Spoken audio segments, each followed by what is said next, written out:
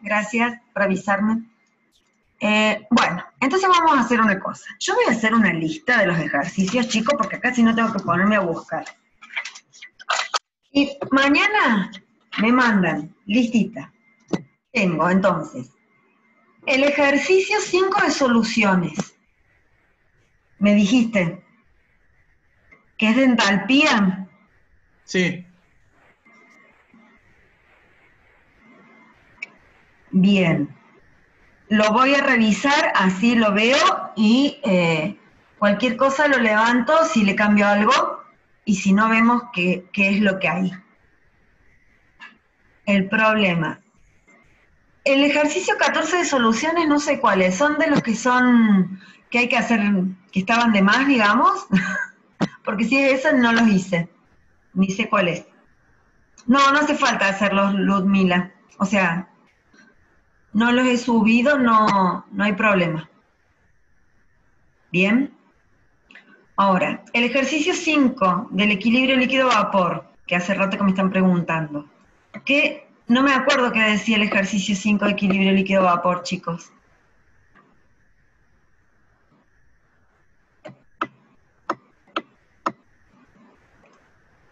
Alguien me preguntó del ejercicio 5, si puedo explicar el ejercicio 5 de equilibrio, me imagino que es equilibrio líquido-vapor, pero si alguien me dice cuál es el ejercicio 5, se los puedo explicar. Ah, sí, es del cobre-cadmio.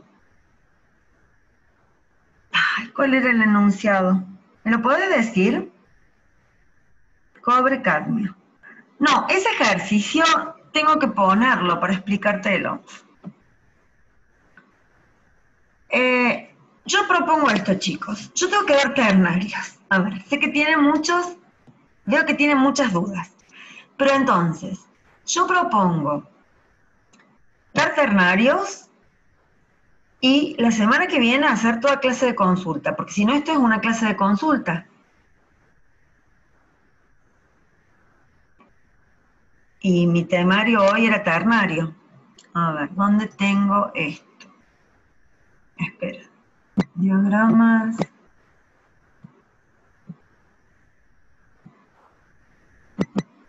A ver si tengo acá. Esperen un poquito, ¿eh?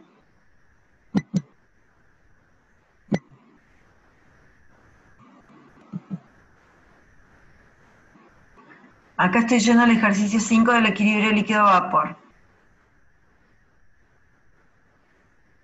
Bien. Ahora debería compartir pantalla con ustedes. ¿Sí?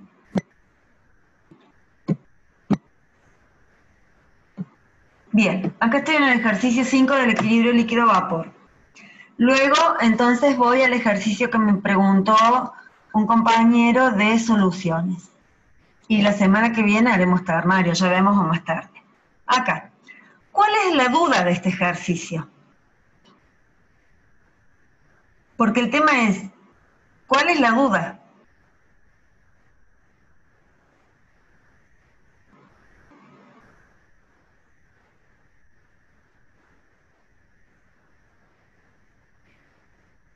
Esto, chicos, esta ecuación sale de la ecuación del equilibrio líquido-vapor.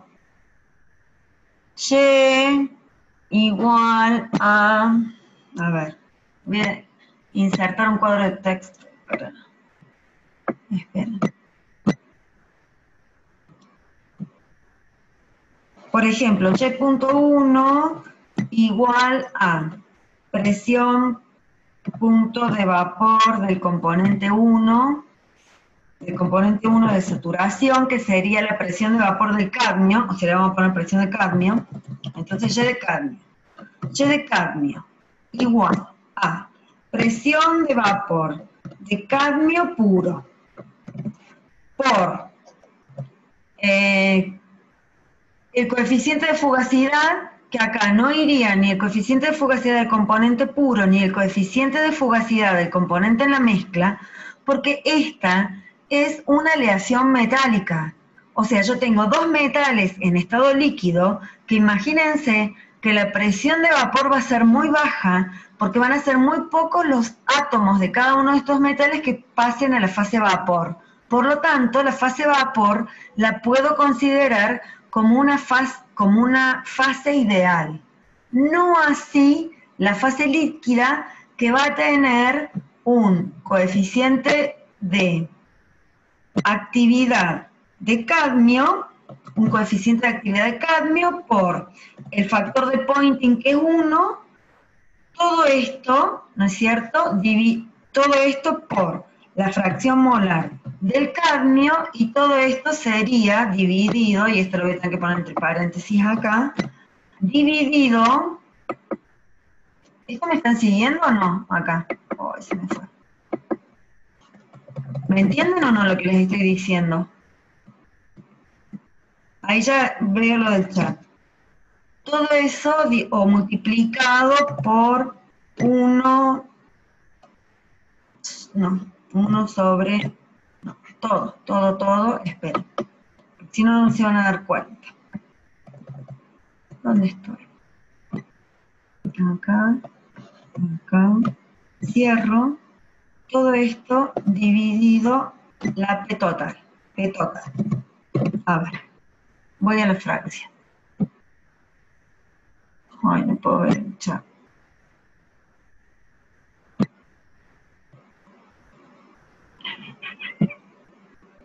No puedo ver el chat. ¿Me querés hacer la pregunta verbalmente, por favor? Miren, vuelvo a explicar. La ecuación del equilibrio líquido-vapor me dice, la composición que tiene el cadmio en el vapor es igual a la presión de vapor que tiene el cadmio puro por su coeficiente de actividad, si quieren, acá dividido por la P total, que es la K del equilibrio líquido-vapor, multiplicado por la fracción molar del cadmio. Ahora, ¿qué me dice a mí? La presión de vapor sobre la mezcla líquida consiste casi enteramente en cadmio, siendo el vapor cadmio monoatómico y se comporta como un gas ideal. O sea, esto a mí me dijo, primero, no utilice los coeficientes de fugacidad en la ecuación del equilibrio líquido-vapor. Luego, yo no tengo una expresión para la presión total, ¿bien? Pero sí tengo una expresión para la presión de vapor del cadmio. La presión de vapor de cadmio puro, si yo acá a X le pongo 1, siendo esta la X del cadmio, tengo la presión de vapor del cadmio puro, que es esta. ¿Bien? Acá. Porque, ¿qué hice? De esta ecuación despejé el coeficiente de actividad del cadmio. El coeficiente de actividad del cadmio va a ser igual a la Y del cadmio, y la P total pasa multiplicando. La P total va a estar dada, bien, esperen, cerré el chat. La P total va a estar dada por la presión de vapor del cadmio, evaluada cualquier composición distinta de 1 o distinta de 0 para el X del cadmio. ¿Por qué? Porque el ejercicio me dice que la presión de vapor sobre la mezcla líquida consiste casi enteramente en cadmio. Entonces yo puedo tomar esta expresión de presión de vapor de cadmio en función de X y de T y considerar que es mi P total, esta P total, que la paso multiplicando. Si yo multiplico presión total por fracción molar del cadmio, voy a tener la presión de vapor, la presión parcial de cadmio sobre la mezcla líquida, la P parcial. Esta expresión para una X de cadmio distinto de 1 es la presión parcial de cadmio sobre la mezcla líquida. O sea, cuando yo pase P total a multiplicar acá, me queda presión de vapor de cadmio. Bien, presión parcial, que es esta expresión. Luego paso la presión de vapor de cadmio puro y la fracción molar del cadmio dividiendo, y tengo el gamma del cadmio, que es lo que hice acá. O sea, el gamma del cadmio es igual a la presión parcial del cadmio, que en definitiva es la multiplicación de la Y por la P total, dividido la presión de vapor de cadmio puro por la fracción molar de cadmio. De ahí sale esta ecuación del equilibrio líquido-vapor. Y vuelvo a recalcar, si no saben escribir la ecuación del equilibrio líquido-vapor, me va a ser difícil despejar la variable que yo quiero averiguar. Si era eso lo que me preguntabas, y no sé si me entendiste.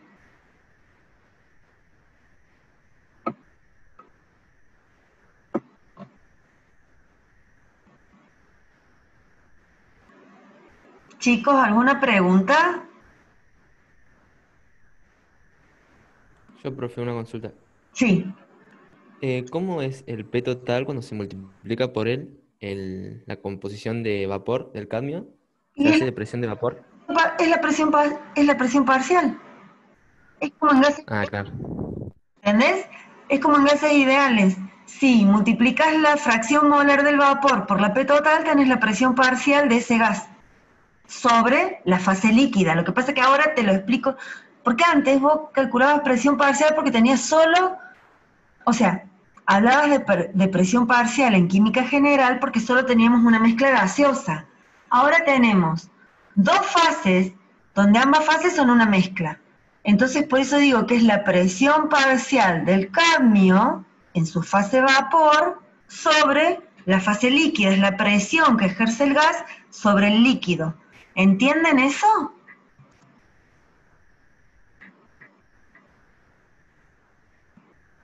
Sí, se Chicos, entiende. sí se entiende. Bueno, ¿algo más?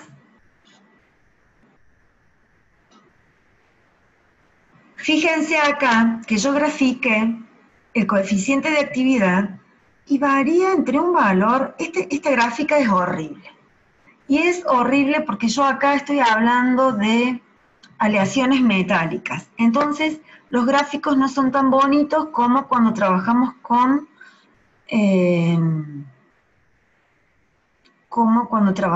compuestos orgánicos. Yo acá lo que hice fue hacer el mismo gráfico y darle otra escala y ven, o ustedes pueden ver acá, que prácticamente el coeficiente de actividad se mantiene en un valor muy cercano a la unidad. Entonces, yo también podría decir que en la fase vapor es seguro que el comportamiento es ideal. O sea, cada vez que ustedes tengan una mezcla metálica, una solución metálica, en equilibrio con su vapor, la fase vapor va a ser ideal, porque las presiones van a ser bajísimas. Ustedes se dan cuenta de esa diferencia entre los compuestos orgánicos que tienen altas presiones de vapor y estos metales que los llevo a fase líquida y que su presión de vapor va a ser muy baja. Porque son pocos los átomos que van a escapar de esa solución líquida y van a pasar a la fase vapor. ¿Eso lo entienden?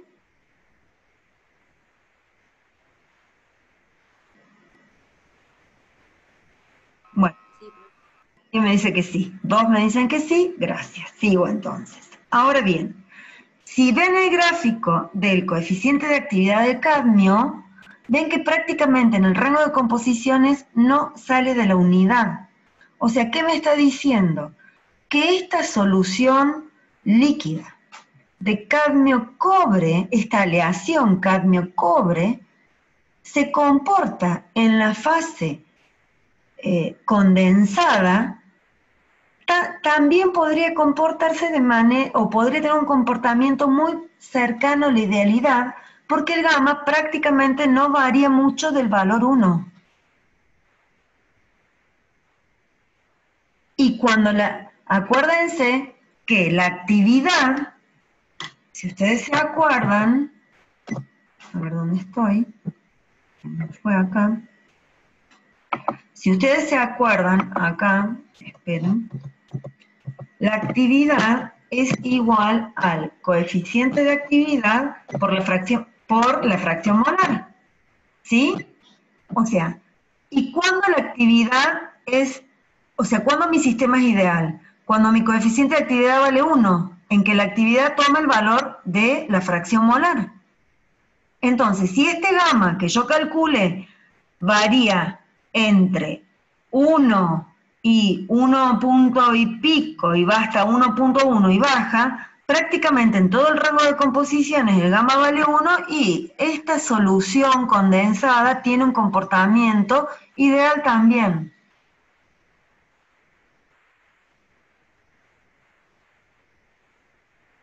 ¿Sí o no?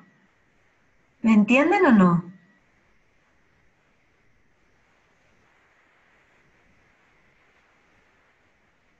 Sí, profe. ¿Sí se entiende? ¿Sí? Bien.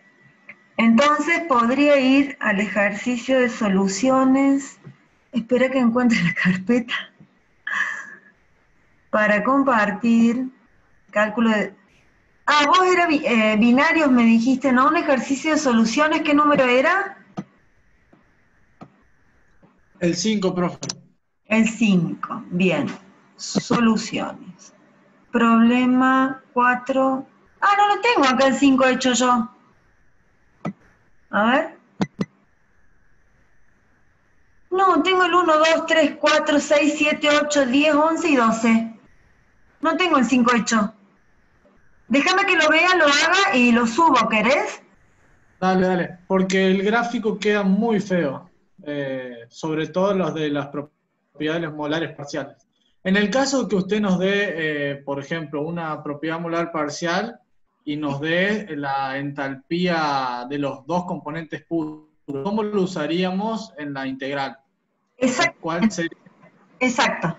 Yo, o sea, si te doy la propiedad molar parcial de un componente y que encuentres la propiedad molar parcial del otro componente, o sea, que debas utilizar Gibbs-Duhem, necesariamente debo darte algún dato para que lo uses en tu límite de la integral. Si no, no lo vas a poder resolver. Ah, estamos. Dale, gracias, profe. Eso es una cosa. El problema 5, pregunta, ¿era un problema con datos experimentales? Sí, ¿Y sí, sí. metálico? Oh, no entendí. ¿Un sistema metálico? La verdad que no me acuerdo, ahí le digo. Bueno, Profe, ahí a mí en ese ejercicio 5, como que me dio la duda si tenía que ser un polinomio de tercer grado, o sea, hasta x3, o si había que usar capaz, no sé, hasta x cuarta o x quinta, porque la forma de la curva era muy, era como que hacía dos vueltas. dos vueltas. O sea, no era, claro, no era cóncava o convexa, sino que tenía como un máximo y un mínimo. ¿Eso me decís? Sí, sí, eso. Entonces voy a ver el ejercicio 5, voy a comprobar los datos y lo voy a hacer nuevamente. Se lo subo. Los componentes son agua y tetrafluorano, profe. Ah, no. ¿Y les di datos experimentales de eso? ¿Delta H me decís que te di? Sí, pero para mí eso es delta H que da, no son los de la mezcla, sino es la entalpía molar parcial de uno de los componentes. Y me Bien. faltarían las dos composiciones de los puros para poder aplicar Gibbs-Duhem. Integrar la ecuación de Gibbs-Duhem. Me voy a fijar en el problema y lo vemos la clase que viene. ¿Podrían mandarme por favor un correo mañana? Yo no quiero sonar, pero ¿podría ser que me envíen un correo? Dale, profe. Yo le mando con el ejercicio que no Dale, me quedó a mí y las consultas. dale, muchísimas gracias. Profe, sí. yo lo tengo hecho, Sí, por las dudas. Si quiere comparto la pantalla y lo vemos. dale. Me dio algo, más o menos, A ver. creo. ¿Vos podés compartir pantalla? Yo dejo de compartir pantalla. Creo. ¿Vos podés? No, profe, me tiene que habilitar. En participantes, me parece. No, sí, participantes, pero tengo 59. ¿Cómo te busco? Ah, te busco. ¿Cómo estás? Va a estar primero seguro porque estoy hablando. Ah, Camila. A ver, más. Bien, más. A ver, hacer... Y te voy a tener que hacer coanfitriona. Bueno. No me convence. Dale. Listo. Dale, Camila. Ahí está. Bien, ya está. Vamos a tu ejercicio. Espere que suba. Ese era el problema. Reportaron los datos de una mezcla. A ver, delta H mezcla. ¿Puedes poner la pantalla un poquito más grande? Sí. Para ver. Espere que corra. No, pero eso es delta H de mezcla, me dice. Che. Pero, Ahí. sí. Pero sí entiendo, porque mira, va de 151 a menos 260. Re feo los valores. Baja Camila, por favor. Bien, esos son tus valores del tacha de mezcla. Claro, te va a quedar eso. Con los valores experimentales queda eso, horrible. Podría, no sabes que en ese, capaz que tenga una acá, para un poquito Camila, por favor. Capaz que tengas Sí. una separación de fases. Por eso tengo eso. Pero a ver, bajemos al ajuste. Vamos al ajuste. El ajuste está bien. No importa, aplicaste las propiedades molares parciales, dada la integral, calcular las parciales. Sí, quedó horrible.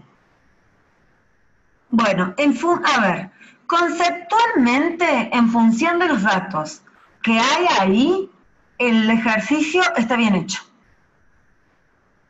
Conceptualmente está bien hecho, porque eso sería, dada la propiedad de mezcla, encontrar los molares parciales a partir del método de las tangentes. Conceptualmente está bien, que quedó horrible, pero esos eran los datos, porque fíjense que está, o sea, que no es que yo copié datos, los saqué de algún lado. Vamos a los datos nuevamente, por favor. Un poquito más. Bueno. Ahí está, gracias. ¿Más grande? No, está perfecto, está bien. El problema es el delta que tiene adelante.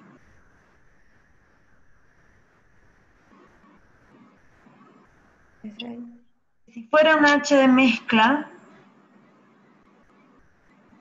a lo mejor sería distinto, o sea, sería el H de mezcla y estaría midiendo el H puro en el 0. A ver, por favor. Baja. Baja, sí. No lo estaría multiplicando, ahí nomás. No, subí en el... Arriba. Sí. A lo mejor no lo estaría multiplicando por el 1 menos x cuadrado, porque este 1 menos x cuadrado, recuerden que lo que hacía era que mi polinomio fuera 0 y volviera a 0. Pero lo mismo, el valor es muy feo, los valores experimentales son muy feos. Conceptualmente, el problema está bien resuelto. Con los valores que tenemos, da eso, chicos. O sea, no se hagan problema. Si lo resolvieron así, les dio esa curva horrible, tiene que ver con los valores experimentales y no porque ustedes hayan hecho mal algo. Si lo hicieron así, está bien. Si en un parcial yo tomé datos, no tuve la precaución de graficar la curva antes y les da esto, y yo les pido lo que les pedí, ustedes hacen eso, se los considero bien, porque conceptualmente está bien. ¿Me entienden? Gracias. Sí, gracias. Bueno, listo. ¿Alguna otra duda? Si no empecemos ternarios, ¿quieren? Gracias, Camila. Vamos a empezar con ternarios. ¿Y dónde tengo ahora el ternario que yo les quería mostrar? ¿Se me fue? Esperen.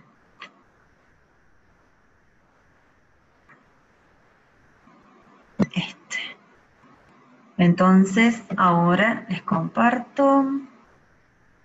Lo tengo. Espera. No lo veo, chicos. ¿Cómo puede ser? Compartir pantalla, no veo mi ternario. Esperen un minutito. Que quiero ver acá, el ternario. No es este, es ese. Listo. Zoom. Compartir pantalla. Acá está. Este. Está media lenta la clase hoy. Está pesada. Bien. Vamos a diagramas ternarios. ¿Están todavía? ¿Siguen en clase? Sí, profe. Bueno, vamos a empezar por lo más simple. Este diagrama ternario es un diagrama a temperatura y presión constante. O sea, generalmente estos diagramas donde tengo sales inorgánicas disueltas en agua, bien, se hacen a la presión atmosférica y este es un corte isotérmico a alguna temperatura dada. En realidad, ustedes no hagan caso de esta recta y de estos puntos acá. Ya esto es para la explicación. Mi diagrama sería, acá tengo un diagrama ternario representado en un triángulo equilátero. He encontrado una sola figura de un triángulo rectángulo. Si ustedes, en el parcial no les voy a hacer construir el diagrama, yo les voy a dar el diagrama ternario y ustedes van a tener que interpretar y hacer los cálculos correspondientes. Bien, primero voy a determinar las fases que tengo. Sobre cada lado de mi triángulo tengo un sistema binario. O sea, este es el sistema binario agua-cloruro de amonio. ¿Qué quiere decir? Yo acá tengo 100% de agua pura, 100% de cloruro de amonio. Acá tengo agua pura. Comienzo a agregar cloruro de amonio. Se solubiliza siempre sobre el eje. Se va solubilizando hasta que llegue al límite de solubilidad del cloruro de amonio en agua. Cuando llego al límite de solubilidad, comienza a precipitar cloruro de amonio. Química general de primer año. ¿Bien? Lo mismo me pasa si tengo agua, una mezcla de agua con sulfato de amonio. 100% de agua, 100% de sulfato de amonio. Acá tengo agua pura, comienzo a agregar sulfato, se solubiliza hasta que llego al límite de solubilidad del sulfato de amonio en agua. Ahora bien, ¿qué pasa si yo a este binario agua-cloruro de amonio le comienzo a agregar un tercer componente que es el sulfato de amonio? Lo que va a suceder es que la solubilidad del cloruro de amonio en agua va a comenzar a disminuir. ¿Cuánto y cómo? Depende de la cantidad y las características del tercer componente que yo le ponga. Entonces, si esta era la solubilidad del cloruro de amonio en agua puro, a medida que yo agrego sulfato de amonio, esa solubilidad va disminuyendo hasta un cierto punto. Luego, tengo el sistema agua-sulfato de amonio. A ese sistema comienzo a agregarle cloruro de amonio. Esta solubilidad del sulfato de amonio en agua comienza a disminuir siguiendo esta curva. Donde ambas curvas se cortan, ya entra una zona de 3 fases. Ahora voy a ver qué es lo que me indica cada cosa. Todo lo que esté por encima de estas curvas de solubilidad es una solución insaturada, formada por agua, cloruro de amonio y sulfato de amonio totalmente disueltos, porque es solución. ¿Por qué digo que está insaturada? Porque yo puedo seguir agregando cloruro de amonio y sulfato de amonio hasta que llegue a la curva de solubilidad. A esta temperatura, la máxima cantidad de sales que se pueden disolver en 100 gramos de agua está determinada por estas curvas de solubilidad. Sobre estas curvas de solubilidad yo tengo solución saturada. Bien, fuera de las curvas la solución es insaturada. Sobre las curvas es solución saturada. ¿Me siguen hasta acá? Hola. Sí, profe. Entonces, si yo parto del punto D, a ver, esperen que vamos a chat. Sí, profe, gracias. Si yo parto del punto D y hago un estudio isoplético, entre comillas, ¿bien? O sea, uno el punto D con el vértice del triángulo donde se encuentra el agua y hago el recorrido hasta que evaporo todo el agua. Esta es una evaporación isotérmica, porque acá la temperatura es constante. Entonces, lo que voy a hacer es, imagínense que ustedes tienen acá un beaker, ¿sí?, en el laboratorio, con un líquido.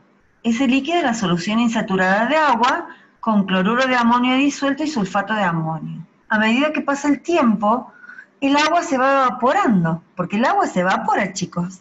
O sea, por más que yo no aumente la temperatura, en un momento el agua se va evaporando. Entonces, ¿qué sucede cuando el agua comienza a evaporarse a partir de esta composición? Yo debo unir este punto con el vértice del agua y trazar una recta que termine acá. Cuando llego acá, al punto E, llego a la curva de saturación, de solución saturada. Y voy a entrar a una zona de dos fases, porque a partir que más agua se siga evaporando, yo lo que voy a tener es una zona de dos fases. ¿Cuáles van a ser las fases? Las fases van a ser solución saturada en equilibrio con cristales puros de sulfato de amonio. Este triángulo que ustedes ven acá, o este abanico que ven acá, es una zona de dos fases. Cristales puros de sulfato de amonio en equilibrio con solución saturada. ¿De qué composición? Bueno, depende de dónde me pare dentro de este abanico. Estas líneas que ustedes ven son las rectas de reparto, o sea, las rectas que me unen el cristal puro en equilibrio con solución saturada de esta composición. Por ejemplo, si yo estoy en este punto, bien, yo evaporé agua y del punto E ya llegué a este punto, estoy en una zona de dos fases. Ahora las fases las tengo que ver dentro del abanico siguiendo estas rectas de reparto. O sea, en este punto uso la recta de reparto y me voy hasta solución saturada de esta composición en equilibrio con cristales de sulfato de amonio puro. ¿Eso lo ven? ¿Lo entienden?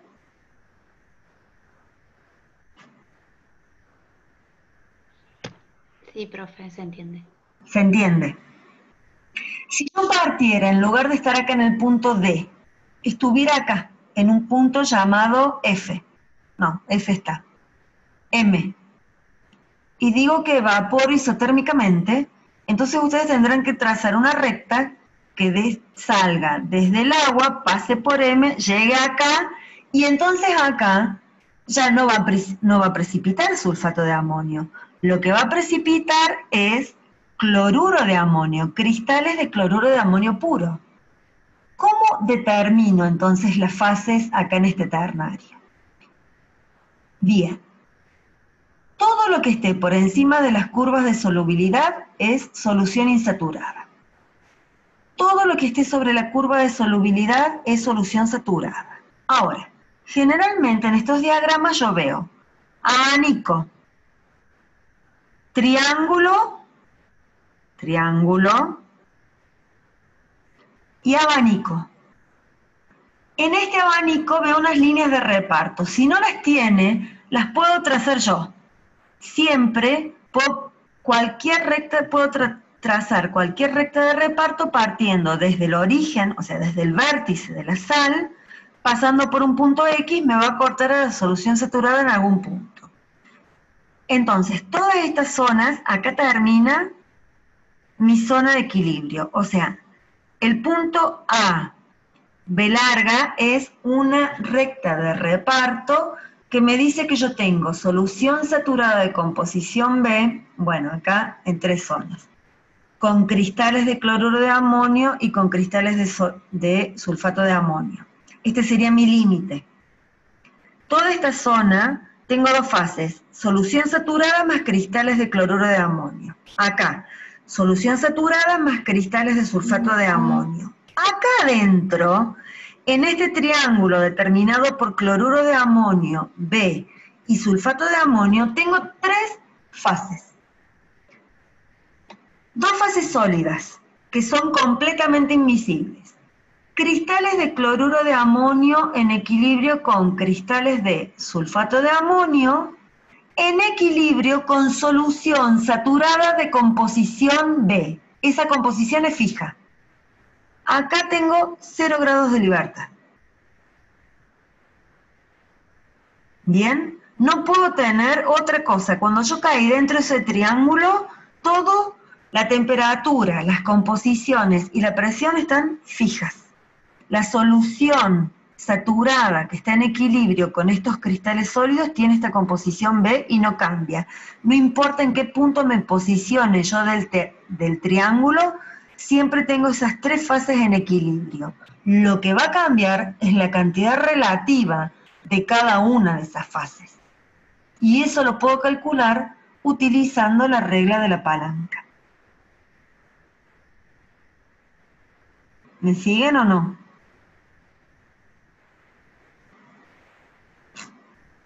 A ver.